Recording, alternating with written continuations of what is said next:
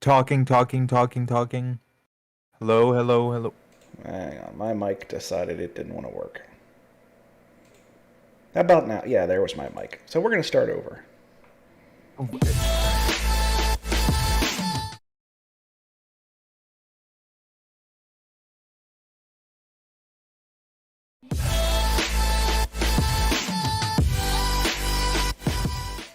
Hello, everyone, and welcome to episode 58 of the Social Liability Podcast, the podcast where we discuss those folks in our lives that violate the social contracts we all agree to live by. I am your host, the Raspberries, with my co-host, the Buck Grundle, bringing you new and interesting stories from every corner of the internet. And Buck, you've picked some good ones for us this week, and I've contributed one or two. Of all the ones that you picked, has any of them really stood out to you this week? No. Well, you suck. Unfortunately, well, no, I'm not even gonna candy coat it. That was all randomonium. I just filter through the headlines. I share it, and then I literally forget about it. So it's great. It's organic. Well, I'm kind of curious as to what your search criteria was, because we each and every week we just try to figure out a name for the episode, and this one came pretty easily in nudity, drugs, and police chases, because in almost every story there's someone's naked. So are you over there searching for something else and just happen to find news stories? We don't know. But let's start with one of the least nudity-inducing stories. This is being reported by Fox 43. A petition demands equal number of hot dogs and buns sold in packages. The petition says it's calling on big bun and big wiener companies to find the answer to hot dog packaging mismatch once and for all. I actually have wondered that. I actually kind of figured it was on purpose so that you would have to buy more of one or the other. But I mean, we've all had that problem, have we not? Where you have like a package of 10 hot dogs and 8 buns. Yeah, actually, it's frustrating as hell. Because But because who in the family ends up with the hot dog on white bread? me, Here's your Wonder Bread hot dog. yeah. But see, I grew up in a house with 10 kids, man. So it doesn't bother me like that. Like hot dog buns for my family was like Christmas dinner. Like we didn't buy that stuff. So like we ate hamburgers on white bread too. Like I don't know why, but I just can't do it. It just doesn't seem right. But this is being reported out of Tampa Bay, Florida.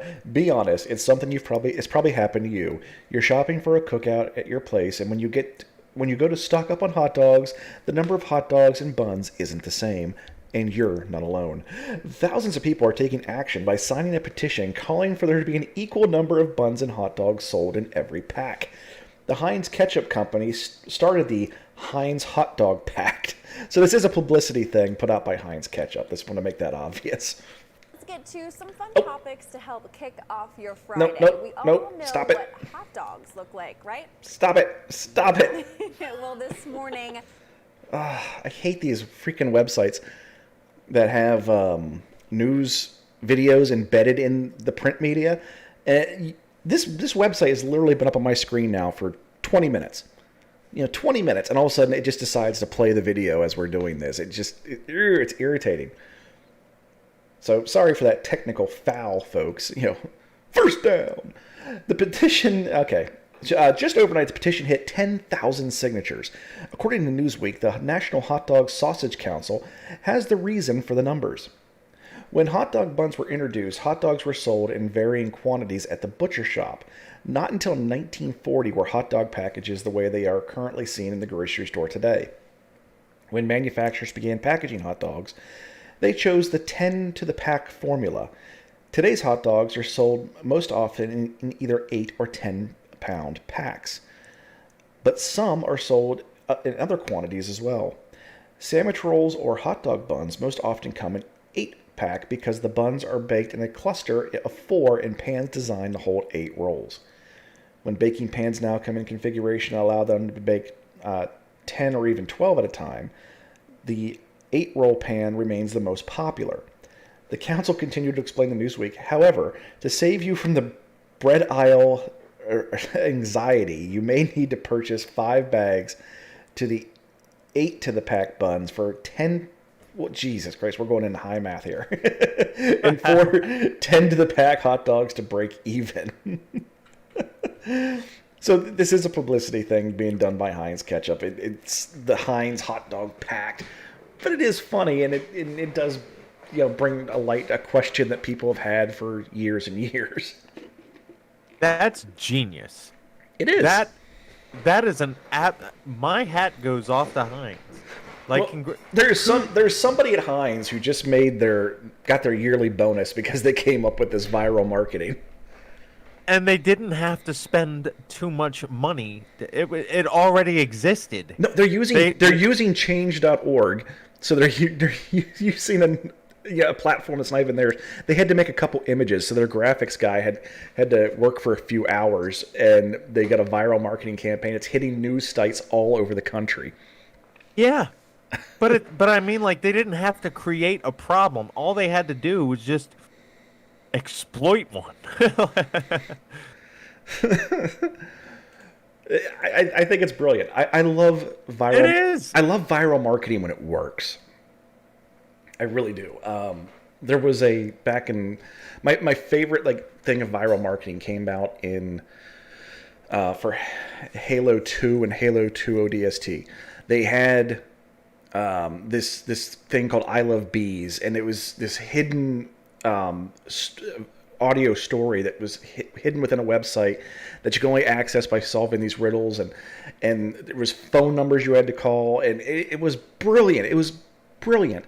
And yeah, this isn't on that level, but that kind of marketing, I think, it actually gets you involved, as opposed to trying to go on YouTube and watch a 60-second video, but I got to watch 45 seconds of commercials before I can watch it. I just think it's great that Heinz is going through and really exploiting the dichotomy of life that most of us experience on a day-to-day basis. Not day-to-day. I don't need that many fucking hot dogs. But I mean, in the grand overall scheme of things, among the populace, I would have to say that it is a daily occurrence. Truth be told, I hate hot dogs. Yeah, but still, they're taking it and they're going, how can we make a buck off of a problem that we don't have to create, nor do we have to draw too much attention to? Like you said, they just get the graphics guy and they're like, all right, dude, this is what we're going to go with. They hand them the schematics. Like, they have like a war room meeting. There was something. All they got to bring in, like, the only thing you're required to bring to that meeting is a box of fucking donuts. Like, stop at Panera, because you don't even, like, we don't need to bring anything to this. All we got to do is just go with it. Somewhere there is a drawing of this on a napkin, probably a Panera napkin. Yeah. Well, let's move on to ABC 7 News. A police chase ends at McDonald's drive-thru as woman orders food in the middle of her pursuit. Well, if she knows she's going down, she's got to get that last Big Mac in. That's probably what I'm going to see here. A police chase of a woman in a stolen truck ended at McDonald's drive-thru after she tried to order food during the pursuit. The chase happened around 8:45 a.m. in Worcester, Massachusetts on Tuesday. Officers got a 911 call about a stolen pickup truck in the eastern part of the city. The man that made the 911 call told officers that a woman, whom he said he didn't know, climbed into his car and drove away. He said his pickup truck had a GPS and he could see its location. Officers made their way to the area of the stolen truck, where they were flagged down by another driver who said that their car had been hit by the truck minutes before. Joanna Gardall, 38, was identified as a person accused of stealing the truck, and officers said they found her in the stolen truck a few blocks away. Officer activated his blue lights and got out of the cruiser and approached the stolen vehicle. Worcester Police Department said in a statement on Tuesday, the operator drove away as the officer walked toward her. The officer got back into his cruiser and followed her at a low rate of speed, but she did not stop. Ms. Gardall began to increase her speed on Main Street and drove through red lights. The officer deactivated his lights and sirens and stopped following her for safety reasons. The woman allegedly crossed into the wrong lane and oncoming traffic, hitting a van, officers said. She backed up the vehicle at a high rate of speed and struck a cruiser behind her and knocked down and dragged one of the detail officers. Officers pursued the stolen vehicle at a low rate of speed before the pursuit was called off for safety reasons. Gardel allegedly pulled into the drive-thru at a nearby McDonald's to try to order food, but officers found her and tried to arrest her. Officers approached her in 2 vehicles, but she intentionally struck one of them before veering off the road and getting the stolen truck stuck in a pile of mulch that was on the McDonald's property. Officers were able to pull Gardel out of the vehicle as she fought and struggled with them during the arrest. Gardel was facing a litany of charges, including failure to stop for police, leaving the scene of an accident with personal injury, assault and battery by means of a dangerous weapon, malicious mischief to a motor vehicle, disturbing the peace, disorderly conduct, and use of a motor vehicle without authority, among several others.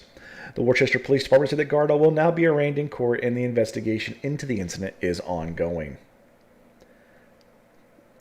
I'm gonna guess mental illness is going to be creeping up in that trial.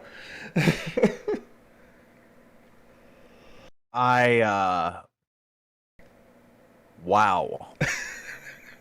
That's this woman, like she wow. She burnt every fucking bridge and salted the earth behind her. She, like, this could have got her banned from McDonald's. Oh my McDonald's God. would take... That's your takeaway from this, is she can't get a McMuffin. No, I mean, like, she messed up that... She pissed off everybody. Like, she like, in the middle of a high-speed chase... Well, excuse me. The reason why I think your mental illness thing is going to come into play is because the chase began at a low rate of speed. It was always at a low rate of speed. She was like, whatever, do.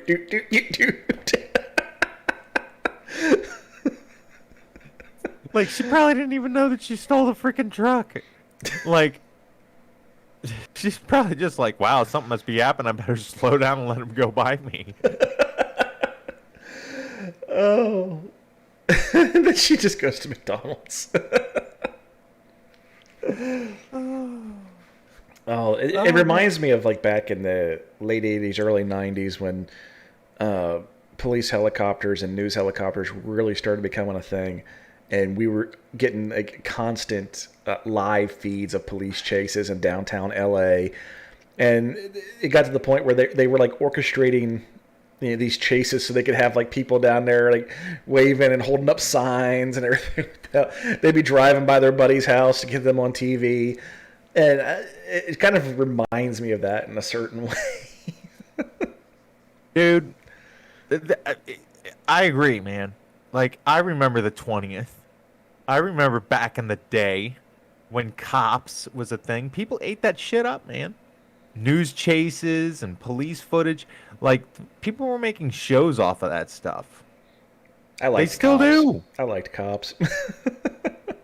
I was ambivalent. Like, I'd watch it at 4 a.m. when I couldn't get any, like, Skinamax porn. You know what the funniest thing about Cops was? That when we worked in the prison system, we'd go into the housing units and they'd be watching Cops. Yes, they would. It was like 50-50. You're going to come in, they're going to be watching Cops. 50-50. Yeah, but you know what? I mean, like, people put bets on that shit. Like, they turn Cops into a gambling game. Like, I'll tell you what, when I never Cops saw that. came on, dude. Well, see, you know, again, I was a lot more liberal with things, but either way, man, if those tables weren't bolted to the floor, I'm sure somebody would have turned those fucking bitches over. So you act like that. You say that, but I never gave a shit about gambling because you weren't going to stop it. And if they were doing it in the open, they weren't, you know, getting riled up, you know. So I didn't care. I'm not. I was just a lot more liberal, so they were a lot more open about it around me. Well, there was one unit where I went in and they had actually built a shoe, like a card shoe. And they had it out, and I walked up to them. They freaked out, like, "Oh God, he's gonna take it." I'm like, "No, I'm not gonna take it. I just want to look at it." And I looked at it. It's like, "This is amazing. This is cool." Gave it back to him. Said, "Carry on." And then, of course, the very next person that came in was the captain's nephew, who was a CO, and he took it and ripped it up. I was like, "You just made an enemy for life. Good job, buddy." Buddy, I'll tell you what, we could do a lot of social liability podcast episodes just based on stupid shit people have done at work. This is true. Especially stuff we've seen. All right. So, every week when we do this podcast, we also stream it live on our YouTube channel. If you just search for the Mount Moon Crew or search for the Social Liability Podcast, you're sure to find it. One of the things I have to do when I'm getting ready to stream is I gotta find a thumbnail image that kind of grabs your attention. This week, it's a picture of a fish. It's a picture of a fish, Buck, because CNN's reporting that methamphetamine in waterways may be turning trout into addicts. Brown trout. Hey, Raz. Yes. What do you call a fish with no eyes? Hang on. I don't know, Buck. What do you call a fish with no eyes?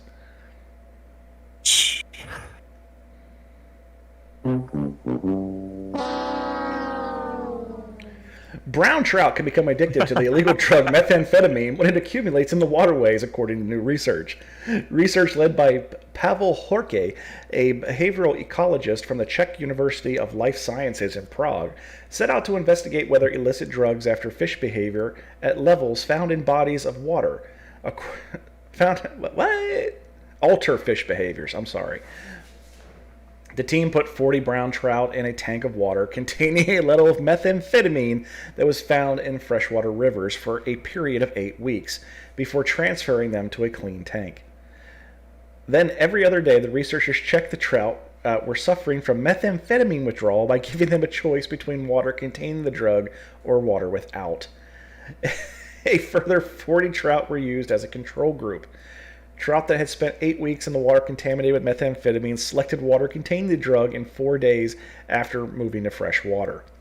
This indicates they were suffering withdrawal because they sought out the drug when it became more available. The team found that the addicted fish were less active than those that have never been exposed to methamphetamine and found traces of the drug in their brain for up to 10 days after exposure. The team concluded that even low levels of the illicit drug in bodies of water can affect the animals that live in them. Drugs extracted from the user pass through the sewage system and then discharged from waterways, treatment plants, and are not designed to treat that kind of contamination into waterways. Fish are sensitive to adverse effects of many neurological active drugs, that from alcohol to cocaine, and can develop drug addiction related to dopamine rewards pathways in a similar manner as humans. Horkey raised concerns that drug addiction can make fish spend more time around water treatment discharges, which are unhealthy for them, in order to get another hit.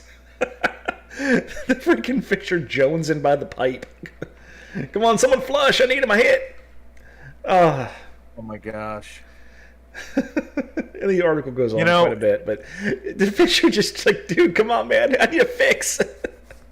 All I can think of is that fella who was ranting on the internet that one time about the water turning the frogs gay. What?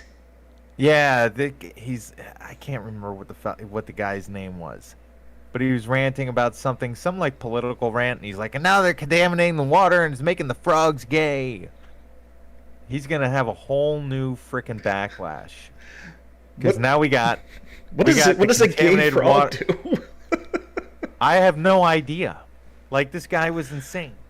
Like, I don't remember what the guy's name was, but he's like he's got like all sorts of like political shows. I think he does like a political podcast. It's Alex Jones. Alex Jones. Yes. They're turning the frogs gay. Yes. Alex Jones is gonna have a whole new freaking resurrection, man, because they really are in fact turning the fish into addicts. So he's going to be like, why wouldn't they turn the frogs gay? But are they gay addicts? That's the question. Well, listen, man. meth addicts will do a lot of silly shit, like when they might not actually identify as gay, but people do some funny things to get their fix. They may not identify as gay, but $20 is $20. Exactly. Okay, folks, this is the point in our show. If you're watching our video version, full of constant mistakes and technical problems, that we break because we're taking a commercial break on our audio platforms. You can also listen to our audio shows on the go on Spotify, Radio Public, Pocket Cast, Overcast, Anchor, Google Podcast, Breaker, Apple Podcast, Castbox. And I'm constantly finding other platforms that we're showing up on because the podcast RSS feeds that go to those websites are actually on a public directory. So we get picked up constantly. So whatever podcasting platform you use, you can probably find us. So listen to us on the go and enjoy the Social Liability Podcast wherever you are. The only thing we do is we ask you to tell a friend and help us, spread the word of how good this show actually is. Or not. Tell your friends to listen to it. Listen how bad this is. Doesn't matter. We get the numbers anyway. We don't care. Buck? Hey, if Alex Jones can talk about gay frogs, why can't you just listen to us and make fun of them? This is very true. I mean, that's just the long and short of it. Okay, so we got a couple more stories here yet. This one's being reported by Law and Crime, lawandcrime.com. I've never heard of this website before, but it seems to be interesting because it's covering a former Florida police officer sent to prison for forcing teens to strip and run naked to avoid arrest. Some call this abuse of power, others call it creative policing. A former police officer has been sentenced to serve 10 years in prison after being convicted to offering two teenagers a stark choice. Either 1, remove all their clothes and then run naked in front of him, or 2, face arrest and jail time. Michael Martinez, the then 28, was convicted in October of 2019 of 2 counts of extortion and 2 counts of unlawful compensation for his actions involving Remy Riley and her then boyfriend Kyle Schulte. The victims were both 18 when the incident occurred. A jury ultimately agreed that Martinez crossed the line from law enforcer to lawbreaker. You don't say. Of course I felt scared, said Riley, who is now in her 20s. Of course I felt intimidated. At the time, Martinez reportedly on probation at his job from the Misuke? I don't know. From the police department, which serves the tribe of Indians in Florida. He was fired around 1 year after the incident, according to local reports. Martinez appealed, but the court records indicate that the Florida's Fourth Circuit Appellate Court affirmed the conviction via a terse one-page ruling, which is essence swatting Martinez's argument aside with zero written analysis whatsoever. Martinez was taken into custody on Thursday, July 1st. According to the arrest affidavit, the incident occurred in August of 2016. Martinez pulled over Schulte and Riley during a traffic stop in the Everglades. Martinez discovered alcohol and marijuana in the car, including a pot brownie, and offered the couple a choice, either face arrest or follow Martinez down a secluded road. In lieu of arresting them, Martinez ordered them to run naked and solicited a hand job from, name redacted, the arrest affidavit. So which one was it?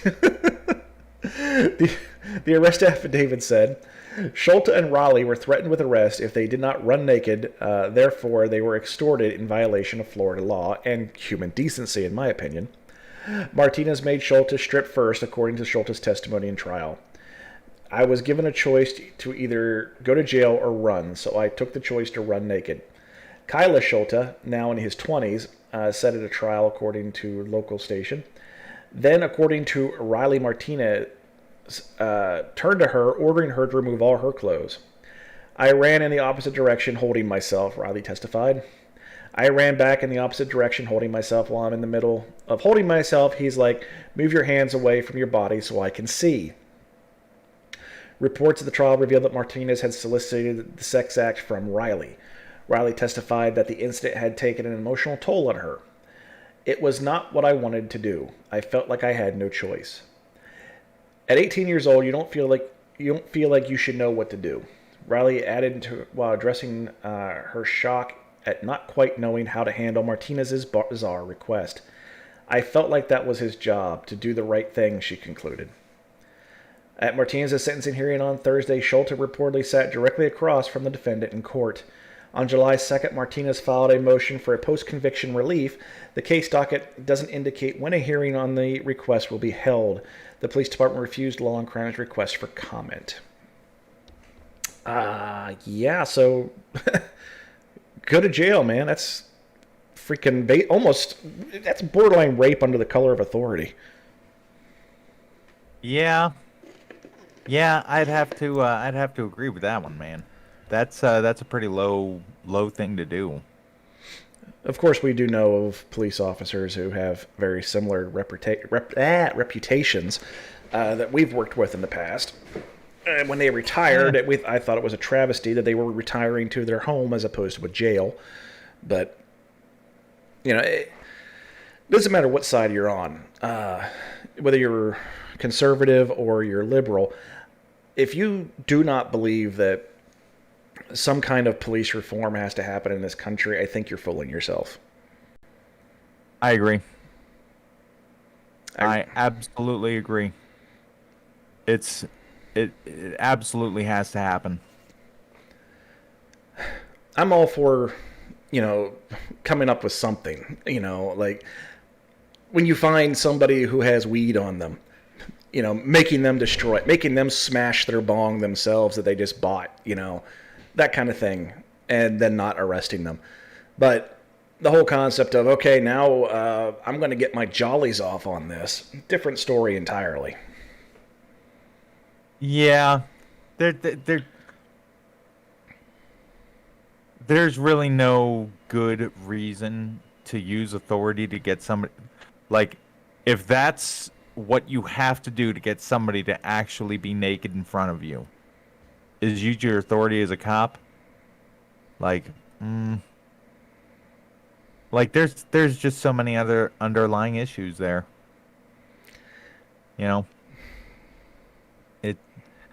I'm very uncomfortable about this topic. To be quite honest with you. For those of you that haven't listened in the past, both of us have been in law enforcement, me for most of my entire career. And I am just kind of appalled by this. And I'm not going to go into any details about this, but there is a very, very personal reason why I'm not in law enforcement anymore. And why I'll never do it again. And it's something very close to this. Not that I did anything. I just want to point that out. Buck can attest. I didn't do a damn thing. No. Raz was straight as an arrow. But let's lighten the mood a little bit, Raz. What kind of shoes do kidnappers wear? I don't know, Buck. What kind of shoes do kidnappers wear? White Vans. Oh my God. Okay, we're going back to the United Kingdom, Buck. This is being reported by Reuters. And I've actually, this one has no humorous aspects to it, okay? I'm going to be straight up with you. This has no humorous aspects to it. The next one will. A devil-packed British teen found guilty of murdering sisters in bid to win lottery. A British teenager was found guilty on Tuesday of murdering two sisters as part of a pact he believed he made with the demonic forces to kill at least 6 women every 6 months in exchange for a future lottery win. Daniel Hussein, now 19, stabbed to death Bibba Henry, 46, and Nicole Salesman, 27, in a savage attack in the country park in northwest London in June of last year, after they had celebrated Henry's birthday with friends. Hussein had carried out the murders to fulfill his side of a contract with the demon Mighty Lord Lucifage Rofakal? I don't know. When he signed with his own blood, promising to perform a minimum of 6 sacrifices every 6 months for as long as I am free and physically capable. Hussein wrote that he hoped that he would be rewarded to win the Mega Millions super jackpot, and police found 3 lottery tickets he had bought after the murders. I am totally convinced, and my dream wait a minute. I am totally convinced, and my team are that we would have gone on to commit more murders. What the hell? It is difficult for any person to comprehend. It is almost sort of movie-like. Close sisters Henry and Salman had gone to Wembley's Farrant Park. I cannot, these British names, man. The only ones worth are the ones in Ireland. To celebrate with his friends, but stayed alone into the early hours. They took 150 photos, Harding said, with the last haunting picture showing them sideways in what police believe was the arrival of Hussein. He stabbed Henry 8 times, and Salesman suffered 28 wounds after putting up a very brave fight. After the murders, he dragged the bodies into the woodland where they were found intertwined and the following day by Salesman's boyfriend. Hussein, who lived with his mother, was traced by bloodstains found at the scene and was arrested almost 4 weeks later. They believe only a hand injury he suffered during the murders prevented him from carrying on further killings.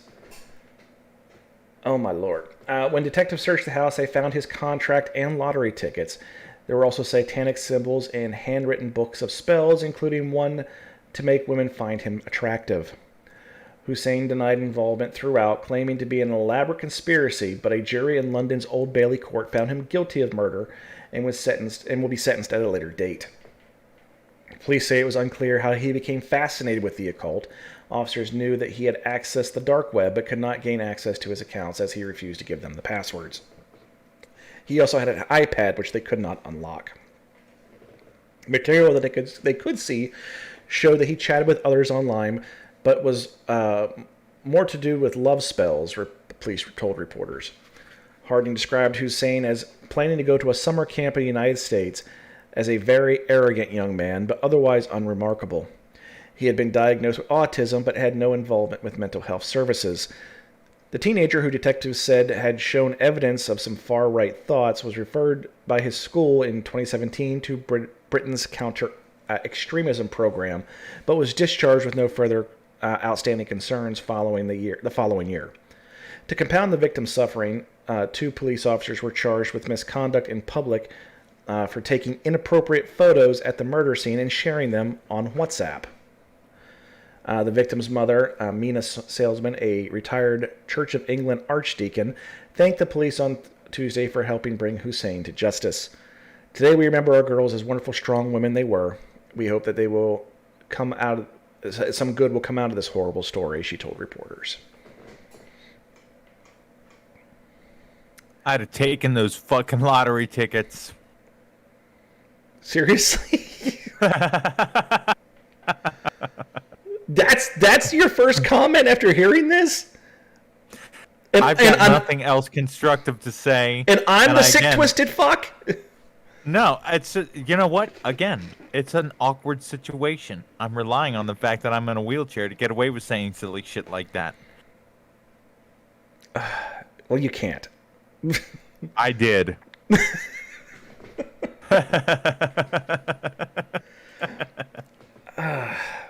This is just fucked up. I mean, this is really what it comes down to. I mean, this dude wrote his I don't even know really what to say to this. I'd have taken them fucking lottery tickets. That's what I say, because I don't know what else to say. But you know what? I mean, it's a contract. With who? Who's who? I don't know. It's got a signature on it. It's got his. It might pay out. It's got his signature. Where's the other one? It's not countersigned. It's not legal. To be determined. All I know is that, you know what, this guy deserves every bad thing that happens to him from here until the end of his life. He truly does. Now, I do want to touch on one thing at the end of the article, though, where it says that 2 officers were discharged. I was going to say they're discharged or charged. I can't remember. They were charged with misconduct in public office for taking inappropriate photographs at the murder scene and sharing them on WhatsApp. But WhatsApp's a chat program, so it was probably a group chat between the officers. And without knowing many details about it, I did have a conversation with somebody just this week about the medical profession being very similar to law enforcement. And one of the biggest things that people fail to comprehend is, I'm sometimes called a sick, twisted fuck because some of the shit that comes out of my mouth. And it's not because I'm like mentally disturbed. It's the same thing that most people that are involved in the fire service, is an EMS, law enforcement, and the medical profession kind of get throughout their careers. And it's dark humor that is used as a coping mechanism for what you're seeing. Do you want to see the bodies of two women that were brutalized and stabbed close to 40 times? I've seen someone stabbed 5 or 6 times, and it is horrible. Seeing the human body filleted open is not something I wish on anyone. It is not something that you easily, see and walk away from. You end up developing a coping mechanism, and a lot of times that is just, you make jokes, whether they're inappropriate or not. I mean, you hear jokes when we're learning CPR in prisons or in law enforcement in general, that, we're going to do inmate CPR, and they put their foot on the mannequin and push it up and down. And it's inappropriate. I've seen people actually get written up for that. But the thing about it is if someone does need CPR, I've never seen anybody not do it. I think that there's still one of the training dummies that we use back at the prison that has my cell phone number written on the back of its head. Why? Just talking about inappropriate humor. Call me. Call me. But should they have done it? No. But that's just something I want people to understand. If you ever hear like cops making fun of something that happened, it's not because they think it's funny. It's just they're literally trying to cope with what they're seeing in most cases. Just want to throw that out there. I can personally attest to the fact that getting stabbed fucking hurts. And thank God you were here, Buck. We wouldn't have understood that. Yeah. And I can see, like, I agree with your assertion there, Raz, is that it's a coping mechanism. If I would try to do something to lighten the mood too. I really would. Well, let's seeing something like that. You either got to go with it or whatever. I'm done. Well, let's try to lighten the mood a little bit. This is reporting by thesun.com. The Sun is a news agent. It's called the U.S. Sun, but it's actually a U.K. company. This is titled, "Something to Moan About. Furious locals complain village's peace and quiet shattered by screaming and moaning from Swingers Festival." 400 swingers took part in a 4-day sex fest that included a mobile dungeon and bondage demos.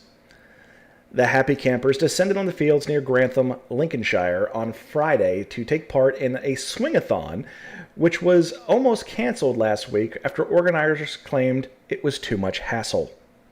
Hot tubs, a naked singer, fetish demos, and a Miss and Mr. Swingathon 2021 competition were on offer for the kinky guests at a £200 ticket. Couples could also enjoy adult bouncy castles, a mobile dungeon, a wet t-shirt competition, and sleep in a 4-person yurt, all said to be COVID compliant. But unconfirmed reports suggest that the limited coronavirus guidelines were in place at the festival, including a lack of social distancing and hygiene facilities. The What's On guide for the adult-only camp, planned from Tuesday to Sunday, lists other activities such as face painting, burlesque, cigar bars, and a Linkin Park tribute band. According to the Swingathon website, there is also a BDSM demo, a sweet bar, outdoor cinema, and clay pigeon shooting. This sounds like a hell of a cool party. Yeah. The event is able to go ahead due to relaxed COVID restrictions. Under the latest government guidelines, the number of people who can attend the event is determined by how many visitors a venue can safely accommodate. Large-scale events can take place outside COVID-secure venues, such as in a garden or private home. Regardless of the type of venue, restrictions on face covering, social distancing, table serving, and singing and dancing must be observed. One guest said the event, hidden among the fields off of the A52, is being heavily patrolled by security guards. There is a lack of loos and washing facility and social distancing, so it isn't safe, he explained. Everyone was asked to take a test, so that doesn't worry me. It's all pretty well spaced out. A man who answered the phone on the number connected to the event website said on Friday, "I don't have to tell you anything." After a meet and greet on Friday, Randy guests headed to the beach party today. Guests were asked to take a lateral flow test 48 hours before arriving at the site. The ticketed event is only open to swingers who have 3 personal verifications on Fab Swingers' profile, the website said. Ticket holders were only given the location after booking and can only leave for emergency reasons, according to information provided online. A spokesman for Northern Kesteven District Council said a license application was correctly issued for a bar and regulated entertainment up to 11 p.m. in association for what is described as a private camping for a private camping club. So long as the event is conducted within restrictions of the temporary event notice in place, this is a lawful manner, and there is nothing more the council can do in respect of this event. Ultimately, the event organizer is responsible for ensuring the event is compliant and runs safely. I want to go to England. They got cigar bars. They got clay pitch and shoot outdoor setup. This is awesome. And they have a Linkin Park tribute band, dude. What more could you ask for? A bounce house. They do have a bouncy house. I know, and it's epic. I'm already Googling prices for flights to England. I want to go to what is it? Swingathon? Yeah, Swingathon 2020 or 2022. We could do a live show from there. If we couldn't find a social liability to cover at a swingers convention, I don't know where we could. So check us out next year at Swingathon 2022. We're gonna have our own booth and everything. Yeah, I think we're gonna go. I'm gonna contact the organizers, and I say next year podcast, social liability. We're there. maybe we can get free tickets. This episode of the Social Liability Podcast sponsored by Swingathon. Swingathon for all your swinger needs. Oh, it's like a carnival, but more fun and more dangly bits. Yep. Did you know I was a carny? Yeah, look at that face. Did you know I was a carny?